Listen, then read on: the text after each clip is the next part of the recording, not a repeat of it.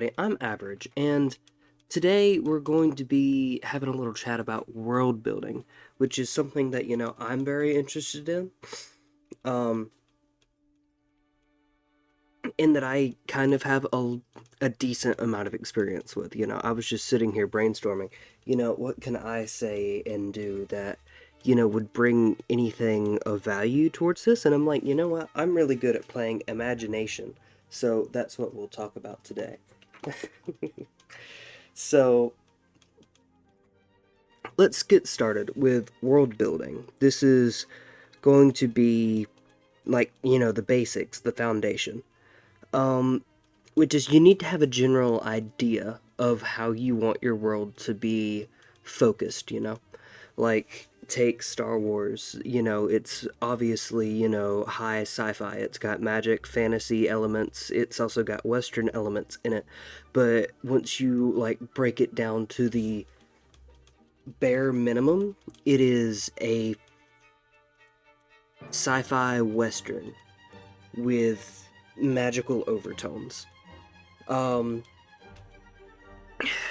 but it's like a very soft magic system, which magic comes in different, forms.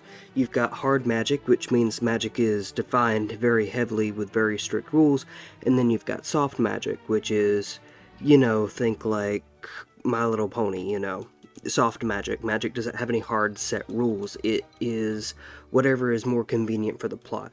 And when you're talking about the original trilogy of Star Wars, they definitely have soft magic. The only rule they have is that certain powers are used by the bad guys and certain powers are used by the good guys. So it's a very soft magic system. Which, leads to Star Wars being like high fantasy in space that is also a Western, because, I mean, those are just the themes it pulls from. You've got the classical gunslinger archetype, Han Solo, but then it also pulls stuff from, fantasy. You have the, young village kid, like, taking this all the way back to Tolkien, like Bilbo or Frodo, who's taken in by a wise master, Obi-Wan, or, Gandalf, and then they're swept away on an adventure, like going to Mordor, or going to get the One Ring, or going to destroy the Death Star. And it takes all of these different tropes that are in all of these forms of media and it makes it its own thing. Like, it's not going out of its way to be its own thing, it's adapting and it's becoming. And that's something very important for when you're making your own world, because you have to look at all of these things and you need to think, well, how can I adapt this to my vision? You don't ever want to copy anything, like, verbatim. You want to be able to make it your own. Like Star Wars, they took the, like, old master, naive village kid thing, and they made it their own, because, you've got Luke Skywalker, who doesn't know his father, never knew his father, who comes from, a rural backwater. Whereas, in comparison, you have Frodo or Bilbo, who don't really necessarily come from a rural backwater, because, they live in a village, but it's still the middle of nowhere. But they know their parents. They've had a pretty decent life, but they're taken out of that comfort zone and they're pushed over here. Whereas Luke has his comfort zone taken away from him. It's the same plot strings, it's just a little more emotion behind it, if that makes sense. So you've got Luke over here, Uncle Owen and Aunt Beru, they're done. They're cooked. Literally. So what happens here is, he's not given a choice but to leave that comfort zone. Like, he doesn't have anything to work backwards towards. It shifts it from, like, Bilbo or Frodo, their main goal, getting back to the Shire. It takes that goal and, kind of twists it a little bit. His goal is revenge, to destroy the Empire who, killed his family. The only family he knew.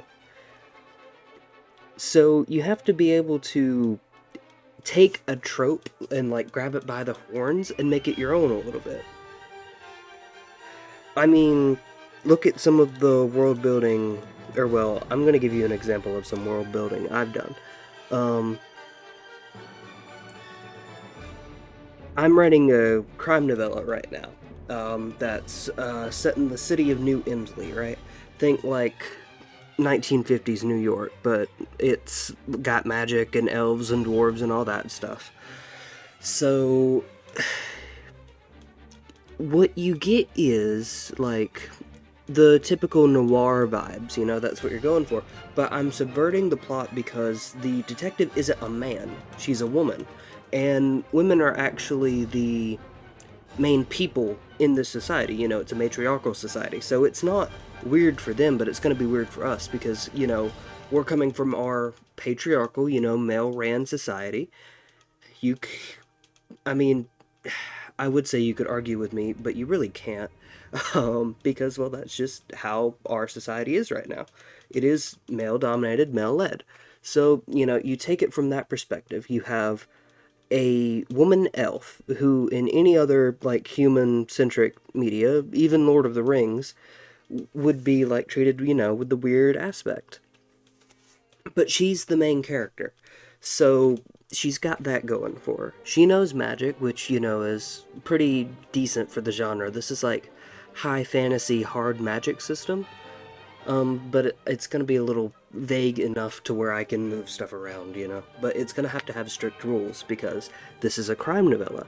I need the magic to have strict rules so that it can be used in the plot, Like if the murderer that she's going after is a mage, then she needs to be able to look at the wound, figure out what spell it is, figure out who knows how to cast these spells, and figure out, like, how to track down the person who did it through that magical lens. Which is, a whole other can of worms because that brings in, like, magic forensics and all of that. Which I don't really know how I want to take care of yet, but it's something that I'm really interested in fleshing out more on my own. But anyway, this is like, New York, but this is the only city in the world that's like this. So you're going to have everyone who's living in it, and they're all going to be either like first or second generation. So nobody really understands the concept of a city yet. They're still getting used to electricity and cars because this is the shining purple jewel of this new empire. And no one has seen this technology before because this is just newly introduced stuff. They've never had a need for it. They stagnated because magic. And then you have this new empire come in and they start, producing firearms, making cars, using coal to create electricity because they understand that, strict, or well, not understand, but they think and have, kind of proven in their eyes that strict layouts is how you control things. So, they've got like a standardized military, whereas everybody they're fighting just has, random peasants. I mean, what is a shield wall with pikes gonna do against, like formations of rifles and muskets? And that's how they're dominating. But the interesting thing is, these aren't humans who are doing this. These are elves. These are the people who are usually the people who stagnate, And there are still that classical elven archetype of stagnation. Because, you're going to have your high elves and your wood elves who are still, like, clinging on to that old way of life. But then you've got these guys, the dark elves, the Duro, and they're trying to build a new status quo that benefits them, that puts them on top. And I think that's, like, something that sets it apart. Because I'm not gonna lie, I'm writing kind of like a grimdark story. And in most grimdark stories, humans are still very centric. Look at Conan, look at Warhammer, both fantasy and 40k. The humans are still the quote unquote good guys. But you look at this one and it's being told from the perspective of a completely different race who have completely different values and a completely different culture than our own. It is something alien. And what I'm trying to do with this is humanize them, but still in that alien way, you know? We've got that perspective of an outsider looking in, but we're seeing it from the perspective of someone who was born, raised, and is in the ruling class and, takes advantage of the dark elf privilege in this world, And that's how I'm, subverting the trope. Because you're not expecting a woman. In a typical noir film, it's going to be like very grounded, so you're not expecting it to have magic or fantasy or anything like that. So I've already turned it on its head that way. It is pretty stereotypical, grungy city, but that's just the aesthetic I want. But then you've also got, like, different things to incorporate. You've got, like, goblins, gnolls, you've got dragonkin, dwarves, all of these different people with different motivations to do murder. And it's, in and of itself, just something that I find very interesting. Because without spoiling too much, you see all of these people and how they're lashing out against this system that puts them down, Because, of course, the Dark Elves are going to be the top dogs, They're literally enslaving people. They have goblins enslaved, dragonkin, dwarves are down there working in the mines. And, it's just an interesting idea to see how their society plays out and how the people who have been put into that society are going to act to it, even if they aren't human. Because at the end of the day, they're not, but they're still humanized. They're still personalized, And I'm sorry, I feel like I've gotten off on a big rant, but what I'm trying to say is you need to be able to take tropes and subvert them. You need to be able to make them yours. Like, I think a good example I can do is chakra. Like, look at Naruto. Their chakras are just their form of magic, Like, if you have your earth chakra, you pretty much, that's like your school of magic. You can do all of that. And in Avatar, it's pretty much the same way, but they work in different systems because, in Avatar, you don't really have mana. It's just something you can do. If you're a strong earthbender, then you can move mountains.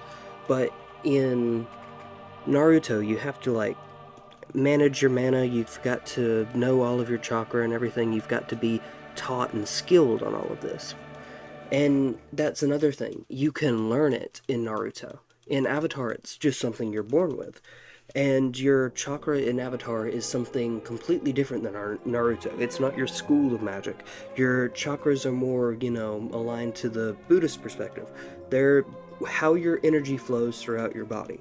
If you're going to be an earthbender, you need to have a strong core central chakra so that you can stand strong and control the earth. You have to be strong like the rock that you were moving. So, chakra in Avatar is more spiritual, whereas chakra in Naruto is a lot more, materialistic. It's something that you can learn, something that you can master. Whereas to master chakra in Avatar, you have to master yourself. So,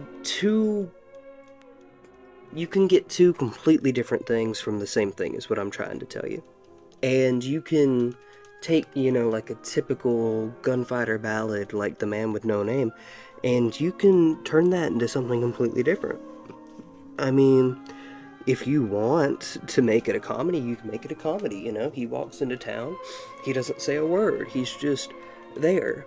And you can play that in stark contrast to the town he's in, Everyone in the town is a bumbling buffoon, and then you just got this one person, stoic, exuding confidence, and that's just funny in its own right, Because you've got that contrast. He doesn't say a word, he's just overly edgy. And then you've got, like, the normal people and the protagonist, who isn't the edgy person, they're just, like, witnessing them. I think, Rango is a really good example of that. Because, he tries to become that archetype and he can't, so he has to make it his own. I like Rango. Rango's a great movie. But yeah, you've got like all kinds of stuff. Like look at the duo from El Dorado, Charming Rogues. You can do something completely different with that. You can have like actual criminals. Like, yeah, they kill people, but they're charming, they giggle, they have fun while they're doing it. It's, like, it really depends on the morality you're wanting to go with, but also at the same time, it's your story. You can make it be however you want it to be. Now,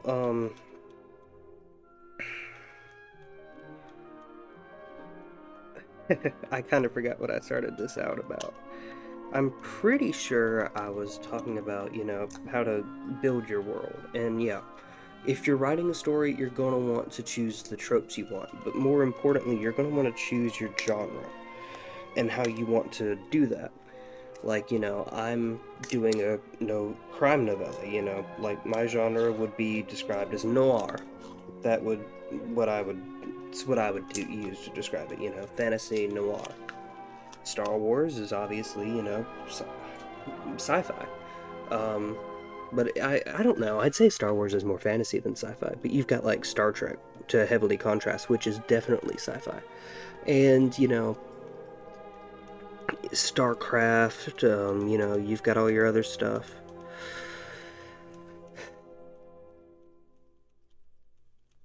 WoW. That's like definitely fantasy. You've got Tolkien, definitely fantasy. You've got other stuff that's separate from noir. You've got like Sherlock Holmes, that's just a detective stuff. It's not necessarily noir, you don't have that grungy aesthetic to it. So you just like kind of want to figure out what you're doing. Are you doing horror? Are you doing comedy? Are you doing like a sci-fi action adventure? Or are you doing a sci-fi horror? I mean, that's the thing. Your genre, you can have multiple genres in the same thing as long as they complement each other. Like, think of like a pirate existential horror movie. How would that look? That would be terrifying, like you're on a ship in the middle of the ocean with your scallywagging crew running from the British, so you've got that external threat, but then you also have the internal threat of the mind, which, could be Cthulhu is calling or something like that. You can always just mix and match them. They're like Legos. You can take them apart and put them back together. It's one of my favorite things because as long as you can think about it and justify it, then it can work. Like, let me get something okay, well, when I said let me get something completely random, of course the first thing that popped in my head was, cowboy zombies, and I was like, oh, well, they already did that. I mean, look at Red Dead Redemption 1, Undead Nightmare. They already did that. Cowboy zombies.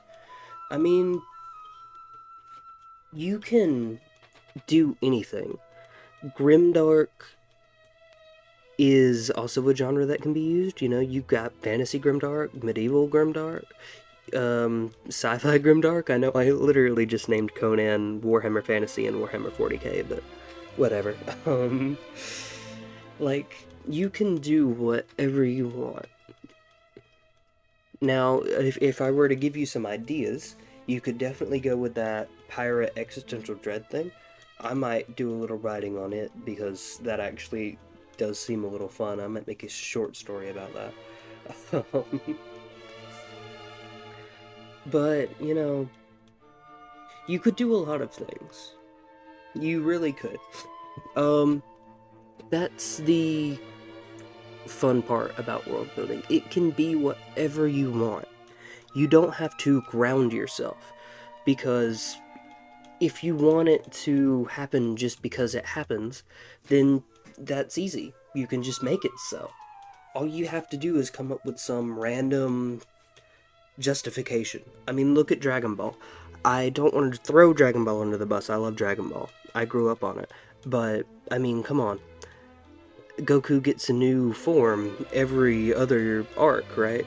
And it's justified because he's training, he's getting stronger. That's the justification. And you don't have to look too deep into that because it's a face value explanation, and that's really all you need. But you also have to be careful because then there are some people who will overanalyze it. So, my advice in that category would be to not think too into it unless you need to, or unless you're a weirdo like me who likes to overthink things. You know, like, even before I started writing the crime novella that I'm writing now, I was already writing stuff in the world. I've done like 2 or 3 D&D campaigns in this world, so I'm very familiar with it. Um like, I've written a couple short texts about, the Archmage of the Imperial Academy, talking about life and unlife, life and undeath, resurrection and how souls work. And, that's just something that's, not deadly important, but something that you will need to flesh out when you do get to world building. Religion is another thing that's really important, but I feel like that could and probably should be pushed to a different episode. Basically, what I'm trying to say is follow your heart, and whatever makes you happy, go for it. Like, I originally came up with the idea for New Emsley because I was doing a gangster thing, like my players were working with the mafia. And now I'm working with New Emsley Enforcer Division, writing about the detective, Chloe Hollow. And it goes from there. Build your world, and as long as you can get immersed in it, other people can too. You just have to love it with your whole heart. You have to spark that joy. Because at the end of the day, even if other people don't like what you make, as long as you love it to death, that's all that matters. Because you're the one who's world building. They're not. You're not building it for them. You're building your world for you so that you can tell more stories in it. And at the end of the day, I think that's pretty cool. So yeah, this has been average.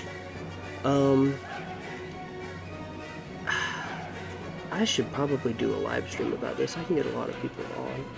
Or I can try to anyway. But yeah, if you've listened this far, thank you for listening. I'm Average. Yeah, I don't really have much to add. I think I'm going to make a Discord server soon, so we'll see about that. But yep, thank y'all for watching.